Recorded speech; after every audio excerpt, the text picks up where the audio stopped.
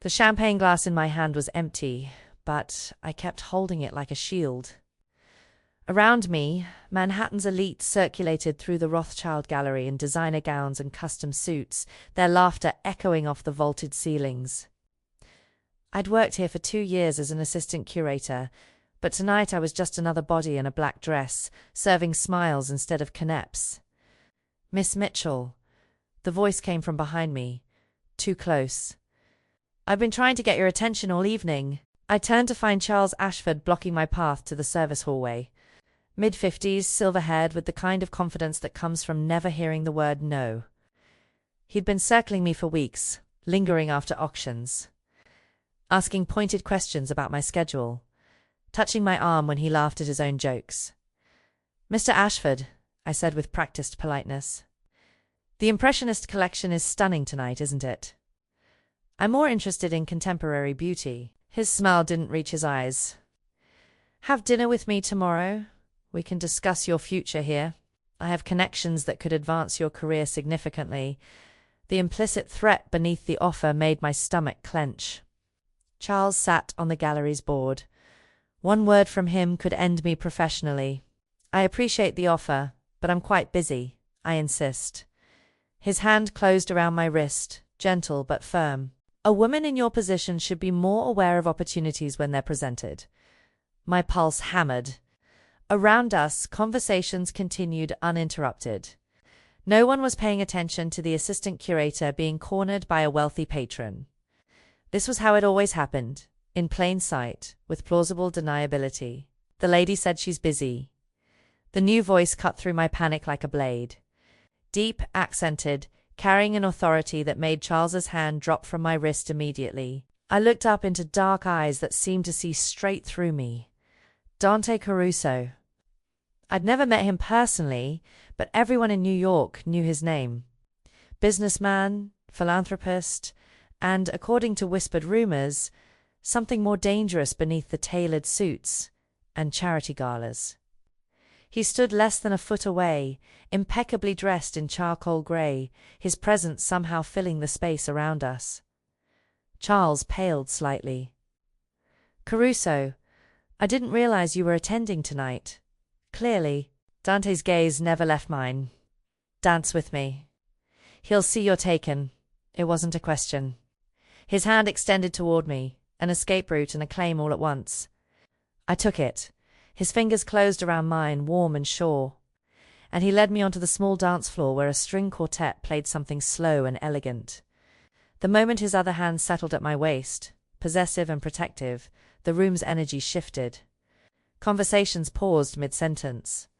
Heads turned. Even the champagne seemed to stop flowing as Manhattan's most powerful bachelor pulled an unknown gallery assistant into his arms.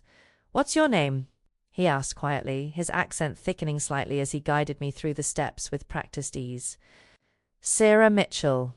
Sarah. The way he said it felt like a secret. "Do you know who I am?" "Yes." His lips curved slightly. "Then you know that by dancing with me like this in front of all these people, I've just made a very public statement about you." My heart raced for entirely new reasons.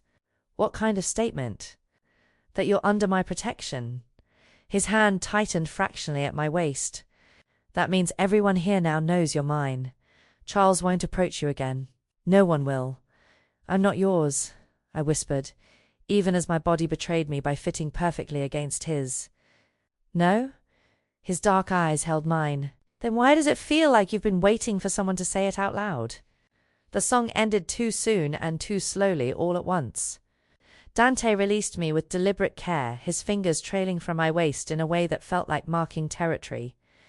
He reached into his jacket and withdrew a small card, pressing it into my palm. "When you're ready to understand what just happened here," he said quietly, "call that number, day or night." Then he was gone, disappearing into the crowd as smoothly as he'd appeared, leaving me standing alone on the dance floor with every pair of eyes in the room fixed on me. The weight of their stares felt like ownership. That night, I couldn't sleep. I kept touching my waist where his hand had rested, feeling the ghost of his warmth.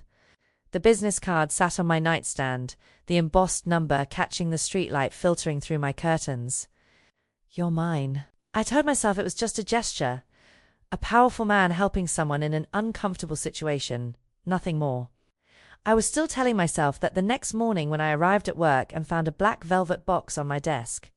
Inside, nestled in silk, was a delicate gold bracelet. A single charm dangled from it, a tiny key, intricate and beautiful. There was no note. Oh my God. My coworker Jen appeared at my shoulder, her voice hushed with awe. Sarah, do you know what that is? I shook my head, unable to look away from the gleaming gold. That's a Caruso mark. Her eyes were wide. He only gives those to people under his personal protection, people who belong to him. She grabbed my arm, her expression somewhere between excited and terrified. Sarah, what did you do last night? I thought about the dance, the way every eye had followed us. Dante's quiet declaration that reverberated through the room like a bell. Everyone knows you're mine. My phone buzzed. Unknown number. The message was simple. Wear it. We need to talk. I didn't wear the bracelet to work. It stayed in the velvet box in my purse, a secret that felt too heavy to display. But by noon I realized my defiance was pointless. Everything had already changed. Marcus, the senior curator who usually treated me like furniture, stopped me in the hallway.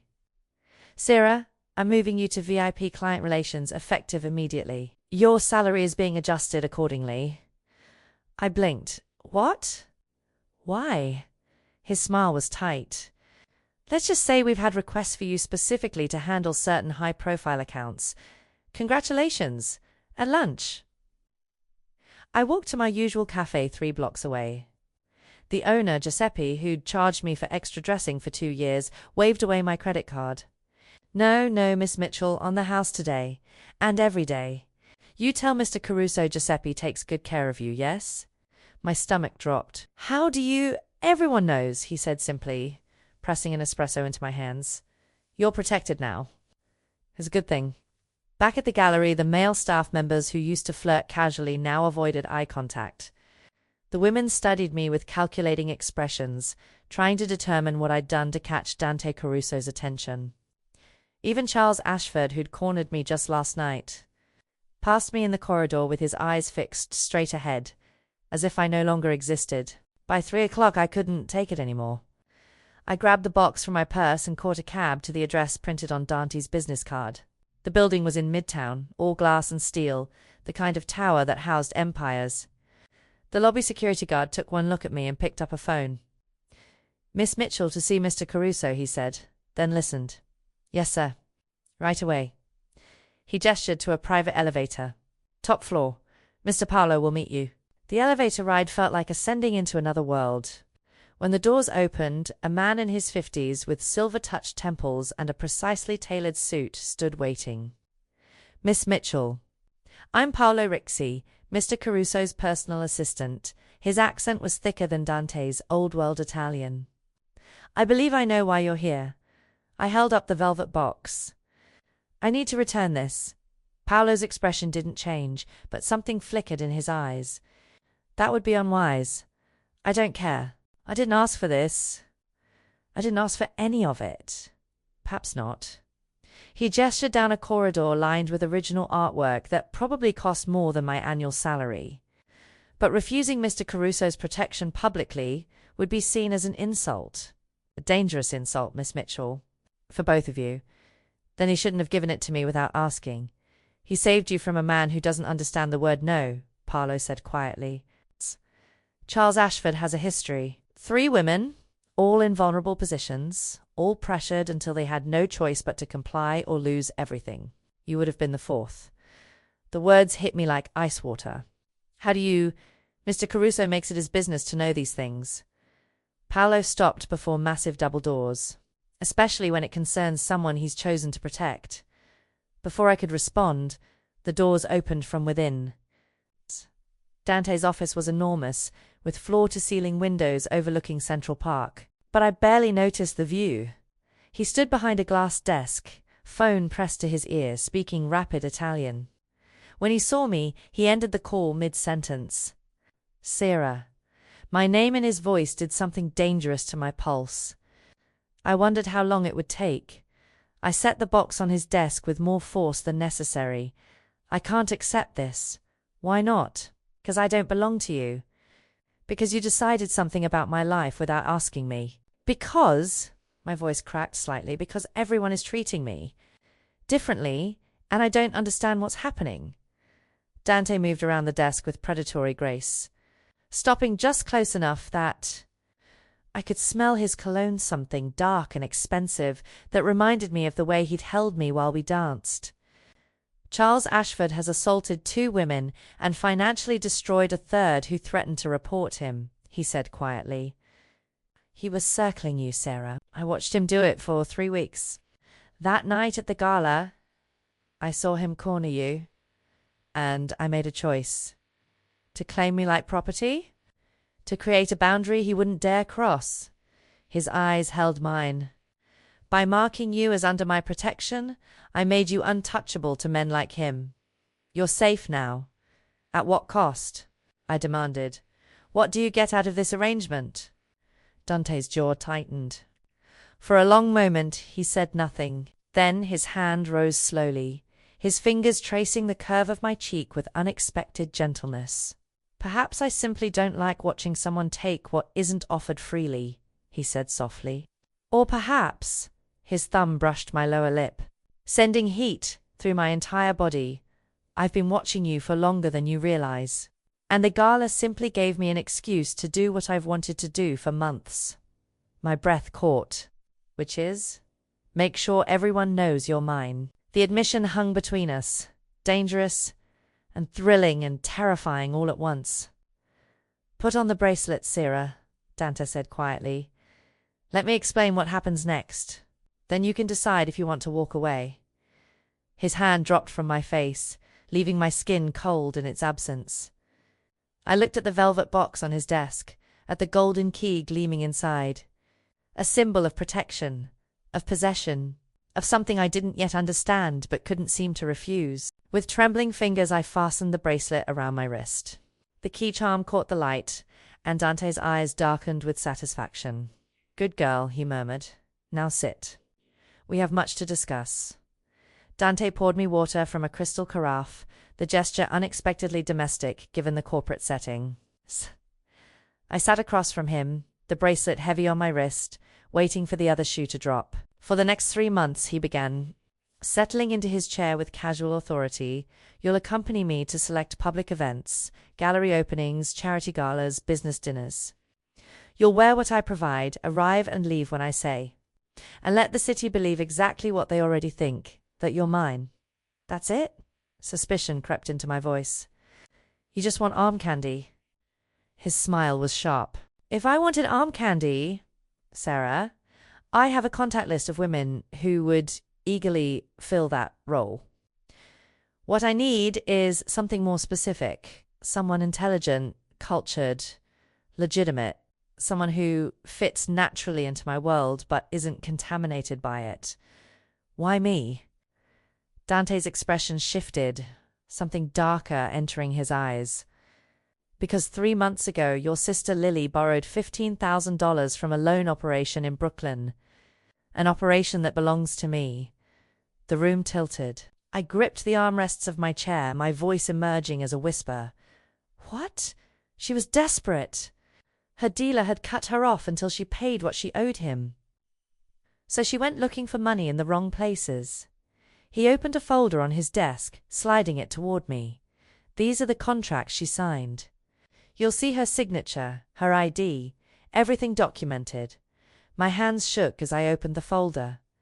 There, in Lily's familiar scrawl, was her name. Terms I didn't fully understand but recognized as predatory. Interest rates that would have buried her within months.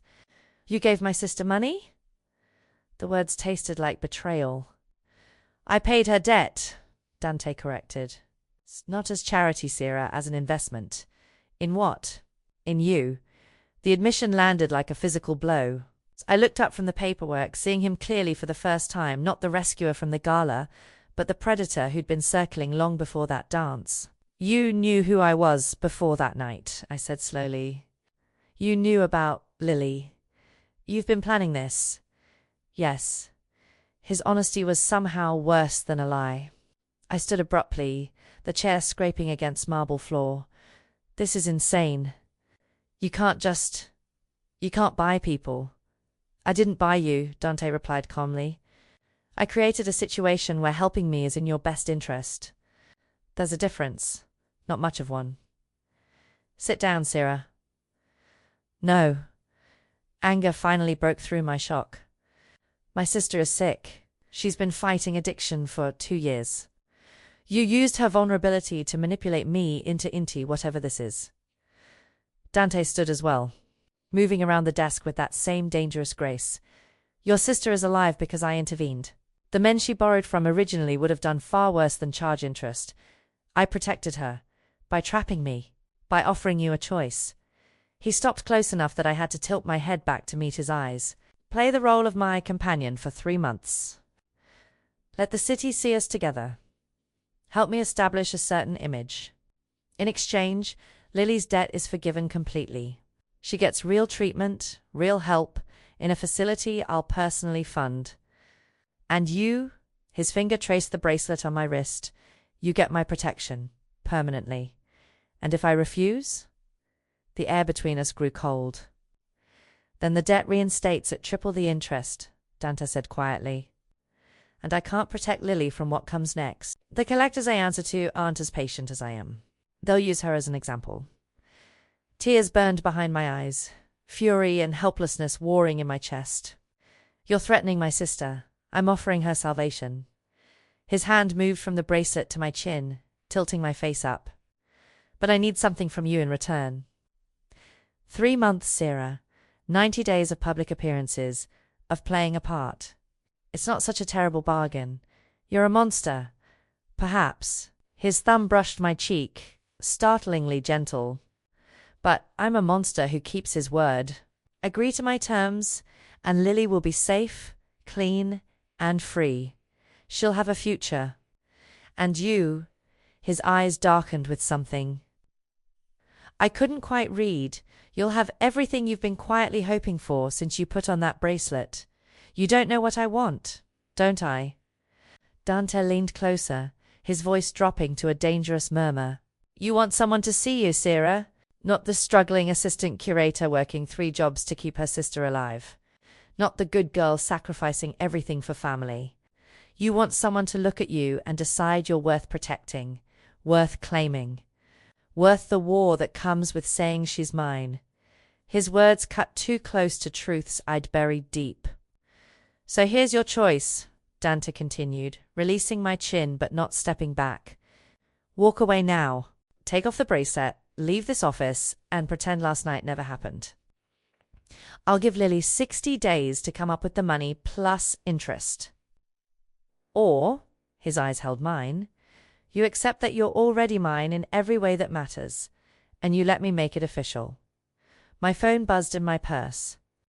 Through the fog of shock and anger, I pulled it out with shaking hands. A text from Lily. Just got accepted into Mountain View Treatment Center. Full scholarship, all expenses paid. I don't know how this happened, but maybe things are finally turning around. I stared at the message, then at Dante. You've already enrolled her. I told you. I've been planning this for 3 months. The bracelet felt like a shackle. Or perhaps, like the key to a cage I'd been living in without realizing it. 3 months, I said hoarsely. That's all. That's all. Dante's smile was victorious, possessive. After that, you're free to leave, though I don't think you will. Why not? His hand returned to my face, fingers threading through my hair with shocking intimacy. Because by then, Sarah, you won't want to. The contract Dante's lawyer presented was surprisingly straightforward. 3 public appearances per week. Designer clothing and jewelry provided. 24 hours notice before events. No public contradictions or disagreements. No removal of the bracelet under any circumstances. In exchange, Lily's debt forgiven in full, treatment funded, and my safety guaranteed by the Caruso organization. The clinical language made it feel almost legitimate. Almost. Sign here, Paolo said, pointing to a line at the bottom. And here! This page acknowledges the confidentiality clause. My hand hesitated over the paper. What happens if someone finds out this is fake? Dante, who'd been standing by the window during the entire legal proceeding, turned to face me. It won't be fake, Sierra. That's the point. To everyone watching, we'll be exactly what we appear to be, which is mine. The possessive certainty in his voice shouldn't have sent heat through me. I signed anyway. Our first official appearance was that Friday at Meridian, a new Italian restaurant opening in Soho. Dante sent a car for me at 6, along with a garment bag and a note in sharp handwriting. Wear this, nothing else. The dress was midnight blue silk that moved like water against my skin. Designer label, cut to perfection. Shoes that cost more than my rent. Diamond earrings that caught light like captured stars. When I emerged from my building, Paolo held the car door open with a slight smile. Mr. Caruso has excellent taste. In dresses or in people he manipulates? Both, Miss Mitchell. Dante was waiting outside Meridian when we arrived, surrounded by photographers and society reporters. He wore black, impeccably tailored. His dark hair swept back to reveal those sharp features that had probably launched 1,000 society page articles. When he saw me, something flickered in his expression. Appreciation. Hunger. He closed the distance between us in 3 strides. His hand immediately finding the small of my back, warm, possessive, familiar in a way that made my breath catch. Beautiful, he murmured against my ear, quiet enough that only I could hear. Then louder, for the cameras. You're late. I was getting worried. Traffic, I managed, hyper-aware of every point where his body touched mine. Then we should go inside before I'm tempted to keep you out here all night. The cameras exploded with flashes. Inside, Meridian was stunning exposed brick, Edison bulbs, the scent of garlic and fresh bread making my stomach clench with nervous hunger. But I barely noticed the decor. Every eye in the restaurant tracked us as Dante guided me through the crowd, his hand never leaving my body. My waist, my lower back, his fingers threading through mine. The touches felt shockingly intimate. Practiced, as if we'd done this 1,000 times, Dante. A woman in red approached, all teeth and calculating eyes. You must introduce me to your companion. I'm Vanessa Hartley from Metropolitan Style, the society columnist whose articles could make or break reputations. Vanessa. Dante's smile was polished, professional. This is Sarah Mitchell. Sarah Vanessa has been trying to get me to do an interview for months. Years, actually, Vanessa corrected, her gaze assessing me with uncomfortable precision. So tell me, how did you two meet? Everyone's dying to know.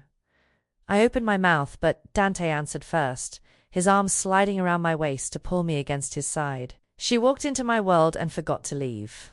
The way he looked at me when he said it, dark eyes intense, a slight smile playing at his lips made my breath catch. For a moment, I forgot we were performing. How romantic, Vanessa purred, making notes. And the bracelet.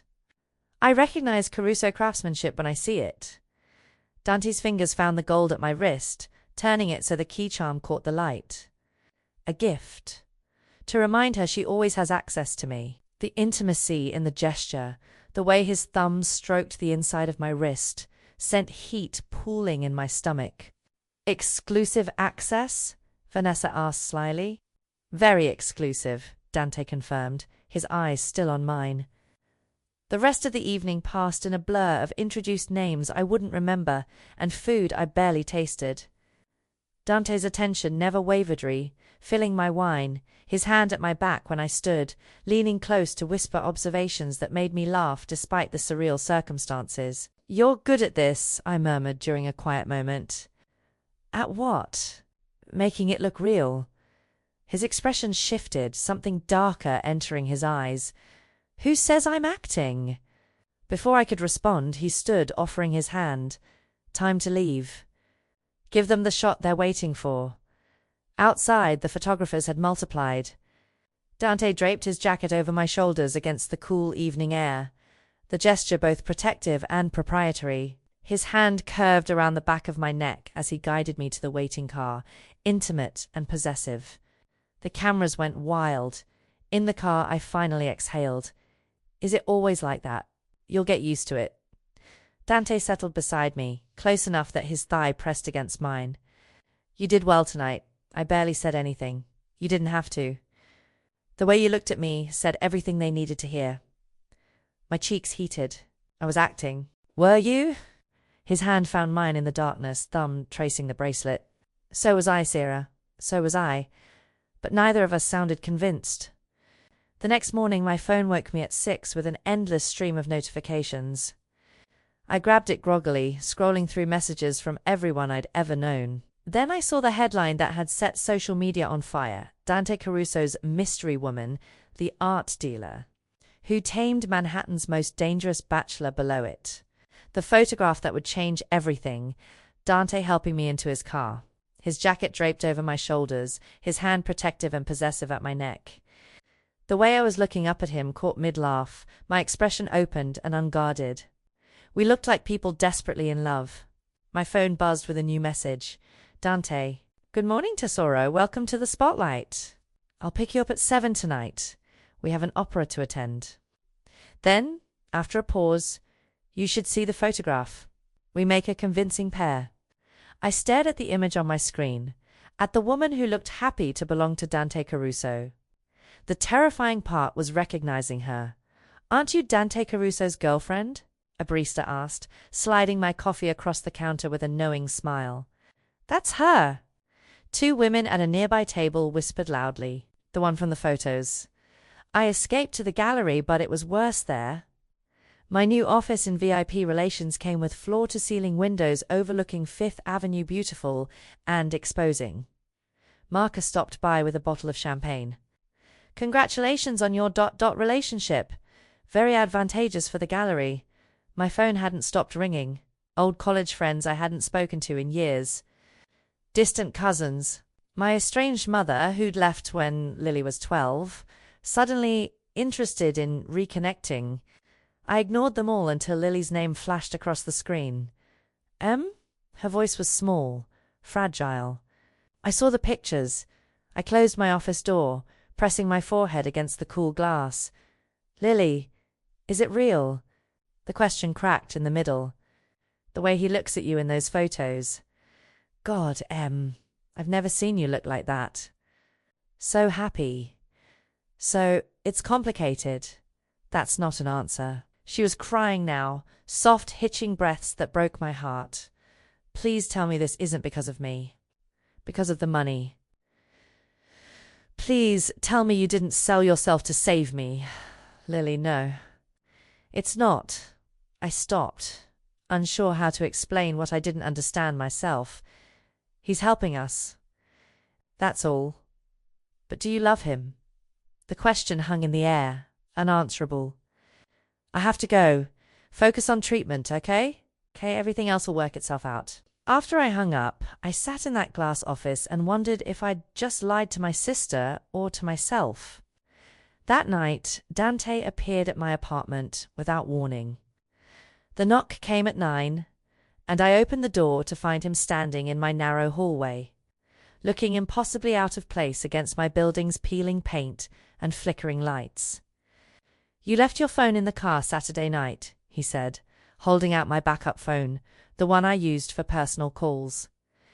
Paulo just found it. You could have had him return it. I wanted to see where you live. His eyes moved past me into the small studio. May I? I should have said no. Should have taken the phone and closed the door. Instead, I stepped aside.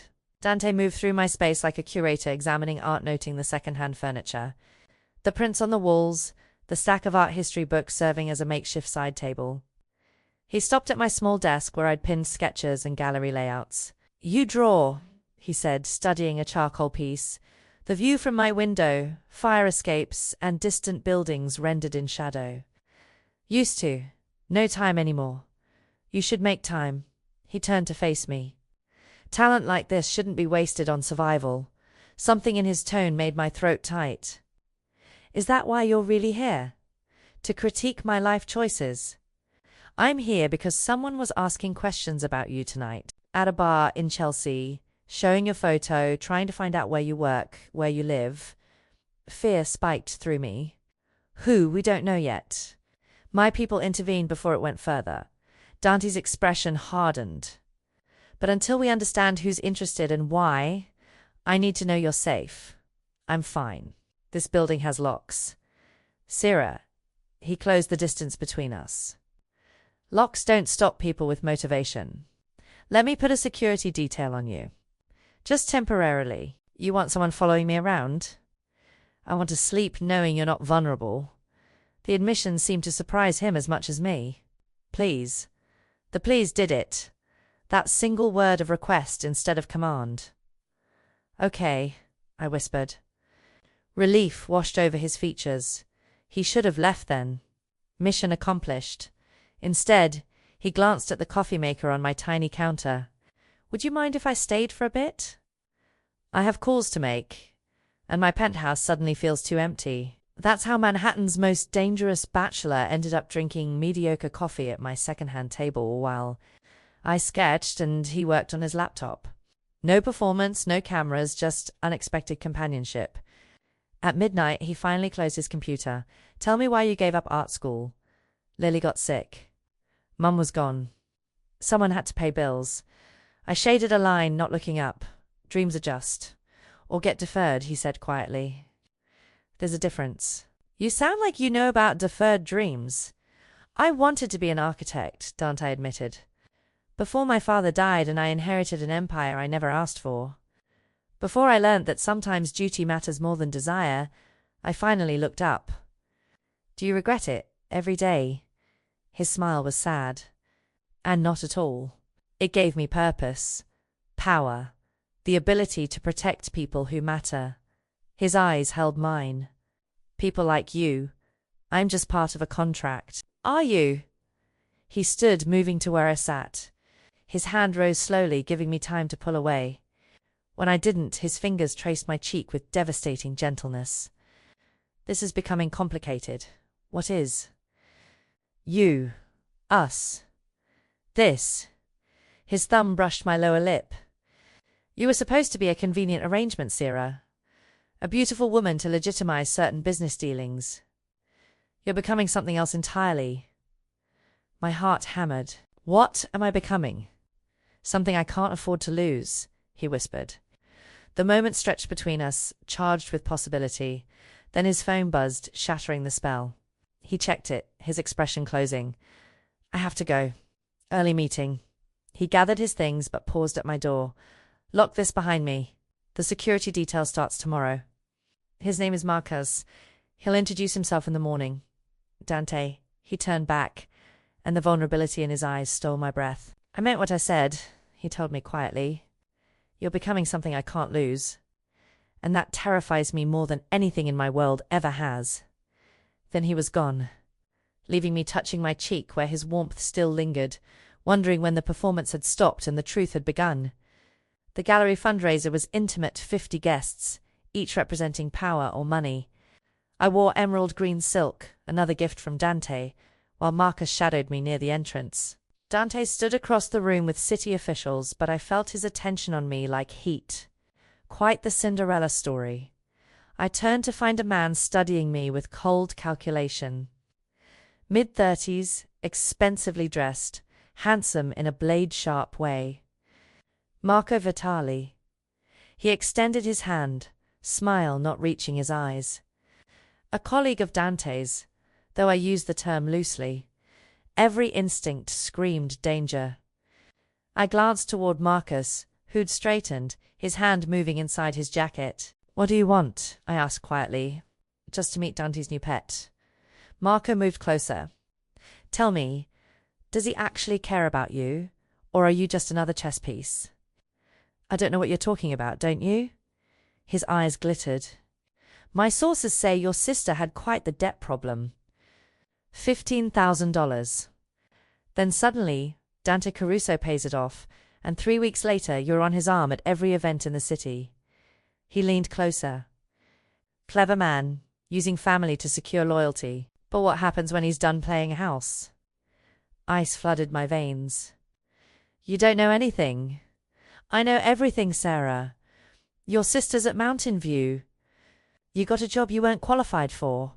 That bracelet is his mark of ownership. His breath was hot against my ear. And I know exactly how disposable you are. Step away from her. Dante's voice cut like a blade. He appeared at my side, his hand immediately claiming my waist warm, protective. I leaned into him instinctively. Marco's smile widened at my reaction. He switched to rapid Italian, something harsh that made Dante's jaw tighten. Dante responded in the same language, tone deadly quiet. Whatever he said made Marco's confidence falter. A pleasure, Sarah, Marco said in English. I'm sure we'll see each other again soon. After he left, Dante's hand tightened at my waist. What did he say? He knows about Lily, the debt, the treatment, everything. My voice shook. How? He's been having you investigated since our first appearance. Dante's expression was stone. He's looking for weaknesses. He just found a significant one. The admission that I was his weakness made my breath catch. We're leaving, Dante said, already guiding me toward the exit. Marcus, full detail starting immediately. Dante, no. He turned, hands framing my face with startling gentleness. Marco knowing about Lily makes you a target. You're staying at my penthouse tonight. You're not going back to that apartment until I know you're safe. For how long? His thumb brushed my cheek. As long as it takes. I won't let him hurt you to get to me. This wasn't part of the contract. No, Dante agreed quietly. This is something else entirely. 20 minutes later, I arrived at his building, all glass and steel, the kind of address that appeared in magazines. Private elevator, security cameras, guards who nodded respectfully. The doors opened directly into his penthouse. Floor-to-ceiling windows overlooked Central Park, but it was the warmth that caught me exposed brick. Comfortable furniture, bookshelves with worn volumes, art chosen for love rather than investment. This isn't what I expected, I said softly. What did you expect? Something colder. A slight smile touched his lips. I save that for the office. Here I'm just a man who collects books he'll never read and drinks too much coffee at midnight. The vulnerability made my chest ache. Guest room is down that hall, Dante said. Or you're welcome to stay closer, if you'd feel safer. The loaded offer hung between us. I'll take the guest room, I whispered, not trusting myself. Disappointment flickered in his eyes. Of course. I'll be in my office if you need anything, but neither of us moved. Dante, I began. Don't thank me for protecting you, he said quietly. Don't apologize for the danger. Just let me keep you safe. That's all I need. His hand dropped, and I felt the loss of his touch like cold water. I found the guest room elegant, impersonal, nothing like the warmth of the rest of the apartment. I changed into sleep clothes and tried to settle, but my mind raced with Marco's words, with the look in Dante's eyes when he called me his weakness. At midnight, I gave up on sleep. I found Dante in his office, still dressed, staring at his computer with exhausted intensity. Can't sleep either, I asked from the doorway. He looked up, something vulnerable crossing his features. Too many things to worry about. Like what? Like you. He leaned back in his chair. Like the fact that Marco now knows exactly how to hurt me. Like the fact that I've spent the last hour coordinating security details and investigating threats, when all I really want. He stopped. Want what? Dante stood, moving toward me with that predatory grace. To know you're safe, to know that bringing you into my world hasn't destroyed you. His hand rose to my face. To understand when you stopped being a contract and became something I can't afford to lose. My heart hammered. Dante, go back to bed, Sarah, he said softly. Before I forget why keeping distance is the smart thing to do. But I didn't move, couldn't move. His eyes darkened, reading my hesitation. This is a bad idea. Probably. You should leave. I know. His hand slid into my hair, tilting my face up. Last chance to walk away. Instead of answering, I closed the distance between us. The kiss was inevitable, urgent. 3 weeks of tension finally finding release. Dante's arms came around me, pulling me against him as his mouth claimed mine with desperate hunger. When we finally broke apart, both breathing hard, he pressed his forehead to mine. "This changes everything," he whispered. "I know." His phone buzzed. He ignored it. It buzzed again, insistent. With a curse, he checked it. His expression went cold. "What is it?" Marco made his move. Dante's jaw tightened. "Someone tried to grab Lily off the street near Mountain View an hour ago. She's safe. My people intervened, but the message is clear." Terror flooded through me. "He's going after my sister. He's declaring war," Dante corrected grimly. "And you just became the most valuable piece on the board." Dante had Lily moved to a secure facility within 2 hours. I watched him work through the night phone calls in Italian. Rapid-fire commands, the mobilization of resources I couldn't begin to comprehend. This was the man Whispers warned about. Cold, efficient, dangerous. By dawn, he'd arranged private security, relocated my sister to an undisclosed location, and deployed people to monitor Marco's known associates. "She's safe," he said finally, exhaustion evident in the lines around his eyes. "No one gets near her without going through 6 layers of protection." I sat curled on his couch, still in sleep clothes, watching the sun rise over Central Park. "This is my fault." "No." Dante crossed the room, sitting beside me. "This is Marco testing boundaries. Seeing how far he can push before I respond, by threatening my sister, by threatening what matters to me." His hand found mine, which, unfortunately for everyone's peace of mind, includes you. The admission should have felt like victory. Instead, it felt like drowning. "I should never have signed that contract," I whispered. "Then Lily would be dead or worse, and you'd still be fighting alone." Dante's fingers threaded through mine. "At least now you have me. For 3 months." Something flickered in his expression. "Is that still what you want? An expiration date?" I looked at him, really looked. Dark circles under his eyes, exhaustion in every line of his body. But still here. Still protecting what was mine because I'd somehow become his. "I don't know what I want anymore," I admitted. Dante stood, pulling me up with him. "Come on. You need to eat. And I make a decent breakfast when I'm not terrifying enemies." His kitchen was state-of-the-art, and he moved through it with surprising competence: eggs, toast, fresh coffee that smelled like heaven. We ate at his counter as morning light filled the space, the intimacy of it more unnerving than any public appearance. "Tell me about your brother," I said suddenly. Dante's hand stilled on his coffee cup. "Why?" "Because you know everything about me, and I know almost nothing about you beyond reputation." He was quiet for a long moment. Then, Antonio was 3 years older. He was supposed to inherit the family business, and I was supposed to become that architect I mentioned. But there was a territorial dispute with a rival family 10 years ago. Antonio was negotiating peace when his jaw tightened, when someone decided diplomacy was less profitable than war. They killed him. Car bomb. Meant for our father, but Antonio borrowed his car that morning. Dante's voice was hollow. I was 26. Suddenly responsible for an empire, a war, and a grief I didn't know how to process. So I learned, got cold, got dangerous enough that people stopped testing me. My heart ached for the architect who'd become a weapon. And the loneliness? His eyes met mine. "You can't afford softness in my world. Can't show weakness or care too much about anything someone could take away. So you keep people at a distance, make everything transactional, convince yourself it's enough." He paused. "Until someone walks into your carefully constructed isolation and makes you remember what it feels like to actually give a damn." "Dante, I should have been there," he continued, voice rough.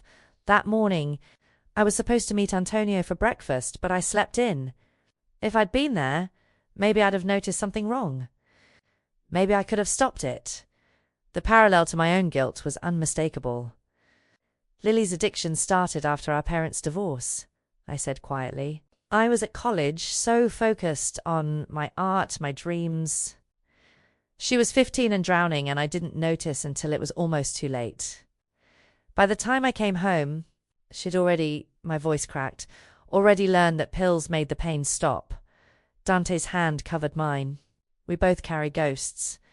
Maybe that's why this feels different, I whispered. Why you don't feel like a stranger even though you should. Sierra. My name was rough in his voice. He stood, pulling me up with him, his hands framing my face. I need you to understand something. What started as protection, as a convenient arrangement, it stopped being that the moment I saw you at that gala. I've been lying to myself for weeks, telling myself this was business, that you were just another piece on the board. And now I'm terrified, he admitted. Because Marco's right about one thing. You are my weakness. The most dangerous vulnerability I've ever had. And I still can't make myself let you go. The kiss was different this time, not desperate or urgent, but inevitable. Like gravity finally winning. His arms came around me, solid and warm, and I let myself sink into him. We moved to the couch without breaking contact, words giving way to touch.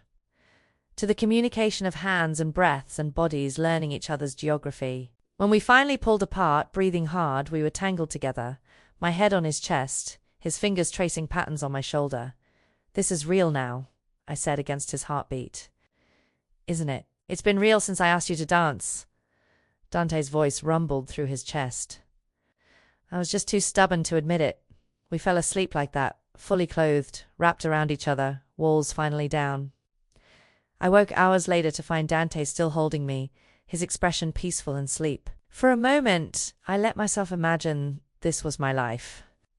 Waking up, safe, wanted, protected by someone who saw past the survival and struggled to the woman underneath. Then his phone shattered the fantasy. Dante jolted awake, immediately alert. He checked the screen, his expression hardening. What is it? Marco. He sat up, already dialing. He's requested a meeting. Tonight. Neutral ground. Fear spiked through me. What does he want? Dante's eyes met mine, dark with something between fury and resignation. He wants to negotiate. And he specifically requested that you attend. The poker room was in a club, neither family. Owned neutral territory maintained by mutual agreement for exactly these situations. Dark wood, green felt tables, cigar smoke lingering despite the ventilation system. Dante insisted I come with him. He needs to see that you're not just a possession to me, he'd explained while dressing in black. No tie. No softness. Every inch the dangerous man Marco expected. That touching you or yours means total war. Now I sat beside him at a round table, Marco across from us with two of his men flanking.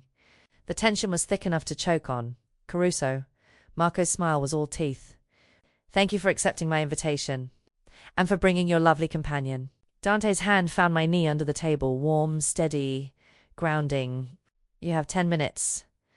Speak. Direct, as always. Marco leaned back, swirling whiskey in a crystal tumbler. I'll be equally direct. I want access to your shipping contracts. The Port Authority routes specifically. In exchange, I'll cease my interest in your personal affairs. No, you haven't heard my full offer. I don't need to. Dante's voice was cold steel. The answer is no. Marco's eyes slid to me, calculating. Not even for her safety? For her sister's continued health? Every muscle in Dante's body tensed. Careful, Marco. You're approaching a line you don't want to cross. Am I? Marco set down his glass with deliberate precision. Because from where I'm sitting, you've made yourself remarkably vulnerable, Caruso. All that power, all that control, and you've given me the perfect pressure point.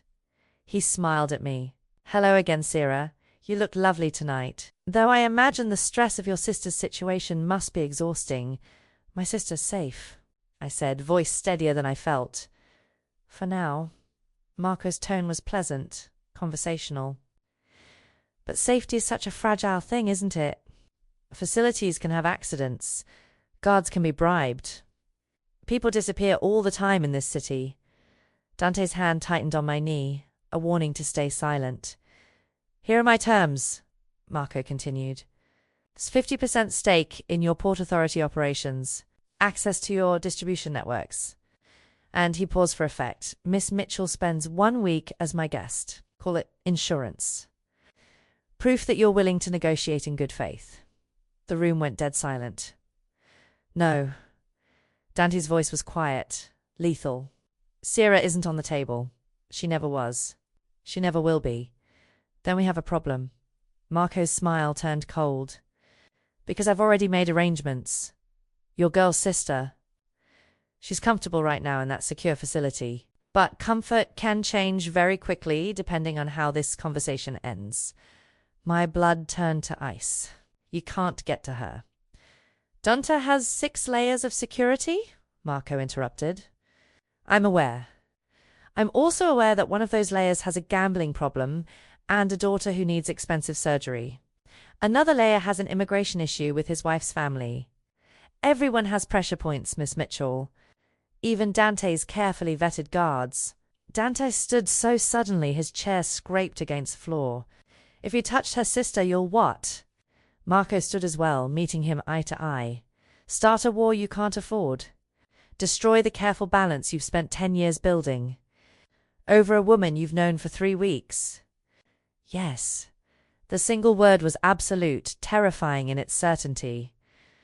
I will burn everything to the ground before I let you use them as leverage. Marco's expression flickered surprise, then calculation. You actually care about her? This isn't just theatre. Did you think it was— Dante's laugh was hollow. That I'd go through this elaborate performance for business advantages I could obtain a dozen other ways? Sierra matters to me. That makes her untouchable. That makes her the most valuable asset in this room. Marco's smile returned. And you've just confirmed it. I made a decision in that split-second one that would change everything. I stood, walked around the table to Marco's side, heart hammering. You don't have Lily. Dante's too smart to bring me here if she was actually in danger. This is theatre. Marco's expression flickered. Confirmation. But here's what's real, I continued, voice steady despite my terror. I choose to be here. Not as property, not as leverage, but as someone who stands with Dante Caruso freely. You can't use me against him because I'm not his weakness. I'm his choice. And he's mine. The room went absolutely silent. Dante's eyes met mine across the table, something raw and unguarded in his expression. Pride, fear, and something that looked dangerously like love. Marco stared at me for a long moment, then laughed, genuine surprise in the sound. Well played, Miss Mitchell. You're either incredibly brave or incredibly stupid. Both, I admitted. But I'm also right. You're bluffing. Marco's smile faded. He looked between Dante and me, calculating odds, measuring risks. Finally, he inclined his head, a chess player conceding a move. New terms, he said. The Port Authority stays yours. But I want 30% of your overseas shipping. And Miss Mitchell's public declaration that she stands with you freely gets documented. If she's choosing this life, she gets to own the consequences. Dante moved to my side, his hand finding mine. Agreed. With one addition, you seize all surveillance and interest in Sierra's family. Permanently. Done. Marco extended his hand. The handshake sealed it. A treaty written in my declaration. Outside, Dante pulled me into his arms so fiercely I gasped. Do you understand what you just did?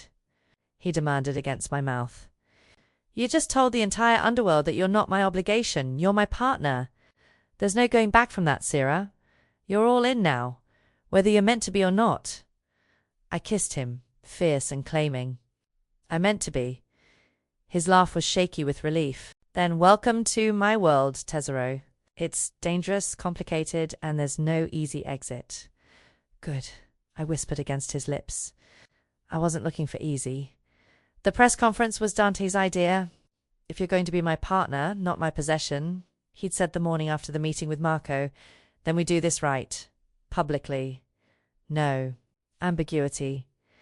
Now I stood beside him in the Caruso Foundation's conference room, facing a dozen reporters and twice as many cameras. My hand was in his, the bracelet visible on my wrist, wearing a dress he'd chosen, cream silk that spoke of elegance rather than seduction.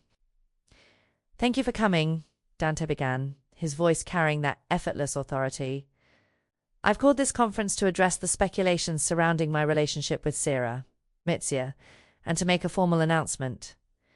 Camera flashes exploded. Reporters leaned forward. Dante's hand tightened on mine. "Sierra and I have been seeing each other for several weeks. What began as a private matter has become very public, and there have been questions about the nature of our relationship. I want to be clear, Sierra is here by choice. She is not an employee, not an obligation, not a transaction. She is my partner in every sense that matters." He turned to look at me, and the raw honesty in his eyes made my breath catch. She chose to stand with me, knowing exactly what my world entails. That choice deserves respect and protection, which she will have, fully. A reporter called out, "Miss Mitchell, is this true? You're with Mr. Caruso freely?" Every eye turned to me. This was the moment, the point of no return. "Yes," I said clearly. "I choose to be here. I choose him." The cameras went wild. After, in Dante's office, I finally exhaled. Was that enough? It was everything. He pulled me against him, his forehead resting against mine. "Marco can't claim I'm holding you hostage. The families can't question my judgment. And you," his voice roughened, "you just told the world you're mine." "I told the world I choose you," I corrected. "There's a difference." His smile was slow, genuine. "Yes, there is. Thank you for understanding that." The next 2 weeks blurred together, events where I stood beside Dante as an equal. Meetings where my opinion was sought, moments when his world became our world. I met his associates, learned the difference between business and family, understood the codes that governed his empire. Lily was released from treatment, clean and healthy, with a job waiting at one of Dante's legitimate galleries. When she hugged me goodbye after dinner at the penthouse, she whispered, "He's good for you. I see it in your eyes." "What do you see?" "It's that you're finally living instead of just surviving." One night I found Dante on his terrace, looking out over the city with a glass of wine and a contemplative expression. "Penny for your thoughts?" I said, sliding under his arm, thinking about Antonio. He pulled me close. "About how he'd probably have liked you. Called me an idiot for the contract scheme, but liked you anyway. I wish I could have met him. He'd have warned you about me." Dante's smile was sad. "Told you I was too damaged, too dangerous, too married, too duty, to ever really let someone in. And would he have been right?" Dante turned to face me fully, his hands framing my face. "3 months ago, yes. But then you walked into my world and refused to stay in the neat little box I'd built for you. You challenged me, chose me despite the darkness, and somehow made me believe I could be more than just the empire I inherited. You are more," I said fiercely. "You're the man who cooked me breakfast, who collects books he never has time to read, who protected my sister without being asked, who let me see past the armor to the person underneath. His kiss was tender, grateful, full of promises neither of us needed to speak aloud." "Move in with me," Dante said against my lips. "Not because it's safer or more convenient. Because I want to wake up with you every morning. Because your sketches belong on my walls, and your coffee cup belongs next to mine." That wasn't part of the 3-month contract. No. His eyes held mine. "This is me asking Sierra Mitchell, artist, fighter, woman who tamed Manhattan's most dangerous bachelor, if she builds something real with me. No contracts, no conditions. Just us." I thought about my small apartment, my careful survival, the life I'd built from duty and sacrifice. Then I looked at Dante, the future he was offering, terrifying and beautiful and real. "Yes," I whispered. "I'll move in. I'll build something with you. I choose us." His smile was pure joy, unguarded in a way I'd never seen. "Then we start now. Tonight." No more waiting. We spent the evening packing my apartment. Dante insisting on carrying boxes himself despite Paolo's protests. He hung my sketches in his hour penthouse with careful attention, making space for my art supplies, my books, the pieces of myself I'd kept hidden. At midnight, we stood in what was now our bedroom, surrounded by half-unpacked boxes and new possibilities. "Any regrets?" Dante asked, pulling me close. I thought about the dance that started everything, the contract that brought us together, the choice that made us real. "Not a single one," I said honestly. "Though you should know the moment I put on your bracelet. I wasn't the only one who got claimed." Dante's laugh was warm against my hair. "Oh, I realized it, Tesoro. The second you walked into that gala, I knew I was done for. The dance just made it official." 3 months later, I stood in the Rothschilds Gallery surrounded by the work of emerging artists I'd discovered and championed. My first solo curatorial project proved funded and celebrated by a board that now treated me as a legitimate force rather than Dante's accessory.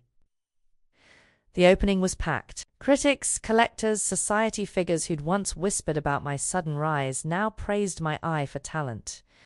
Marcus approached with champagne and genuine respect in his expression. "Congratulations, Sierra. This collection is extraordinary."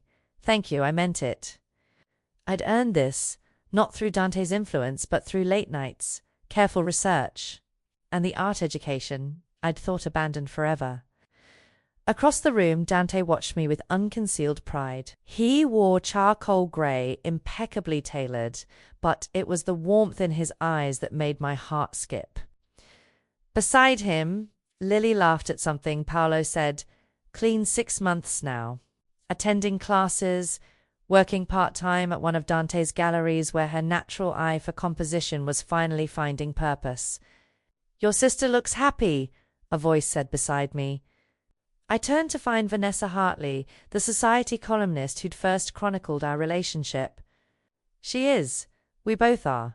It shows." Vanessa's smile was knowing. "I'll admit, when you two first appeared together, I thought it was theatre. Caruso playing a role, you in over your head." I was wrong. "We were both in over our heads," I admitted. "We just learned to swim." After Vanessa moved on, I took a moment to breathe, to absorb what I'd built. My art on these walls, not my own pieces, but my vision, my curation, my voice finally heard. "Proud of you, Tesoro." Dante materialized beside me, his hand finding the small of my back in that familiar, grounding way. "No longer for show, but for connection." "It's surreal," I said quietly. 6 months ago, I was serving drinks and barely making rent.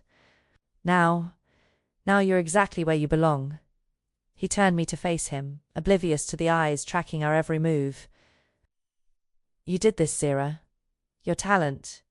Your work. I just made sure people paid attention. You did more than that." His smile was soft, private. "I loved you." Everything else followed.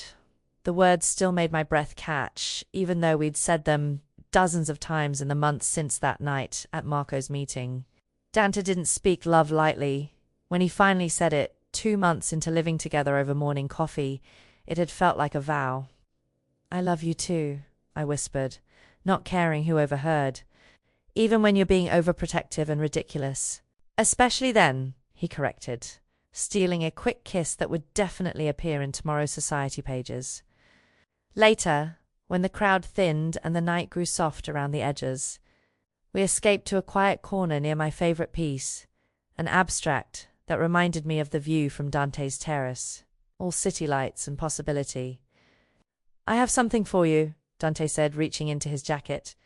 My heart stuttered. "Dante, not that." "Not yet." But his smile suggested "yet" was the operative word. He withdrew a small velvet box, not ring-sized, something else. "Open it." Inside was a delicate gold chain with a new charm, a tiny paintbrush crossed with a key. "The key was for access to me," Dante explained softly, fastening the chain around my neck where it joined the bracelet I still wore. "The paintbrush is for you accessing yourself again. Your art, your dreams, everything you set aside to survive." Tears burned my eyes. "It's perfect. you're perfect." His hands framed my face with the gentleness that never failed to undo me. "When you walked into my world, I thought I was claiming you. Turns out you were claiming me right back, making me remember what it feels like to build something instead of just protecting what exists." "We're building together now," I said, covering his hands with mine. "That's the difference." "Yes." His forehead touched mine. "Together, partners, equals. And someday," I said daringly, "when you finally give me that ring you keep almost reaching for, you'll say yes?" His voice held hope and certainty in equal measure. "I'll say yes," I confirmed. "Because you're not just the man who saved me, Dante. You're the man who helped me save myself, who stood beside me while I found my footing, who made protection feel like partnership." His kiss was slow, thorough, full of promises and futures and the kind of certainty that comes from choosing someone every day. When we finally left the gallery, walking into the cool Manhattan night with his arm around me and my head on his shoulder, I thought about that first dance. How he'd said 5 simple words that changed everything. "Dance with me." "He'll see you're taken." Back then I'd thought it was about possession. Now I understood being claimed by Dante Caruso meant being seen, valued, protected, and loved by someone who knew exactly what I was worth, and claiming him in return. That meant showing Manhattan's most dangerous bachelor that sometimes the bravest thing a man can do is let someone in. As we drove home to our penthouse, our life, our carefully built future, Dante's hand found mine. "No regrets?" he asked, echoing that first conversation in his office. I looked at the bracelet on my wrist, the new charm at my throat, the man beside me who'd started as a contract and become my everything. "Not a single one," I said honestly. "You?" His smile was brilliant, unguarded, full of the joy he'd finally learned to show. "Only that I didn't find you sooner. But we have time now, Tessero. All the time in the world." And as the city lights blurred past and future stretched ahead like an unwritten story, I believed him. We had time. We had choice. We had love that had survived contracts and threats and the complicated dance of 2 damaged people learning to trust. Most importantly, we had each other claimed, chosen, and irrevocably, beautifully ours.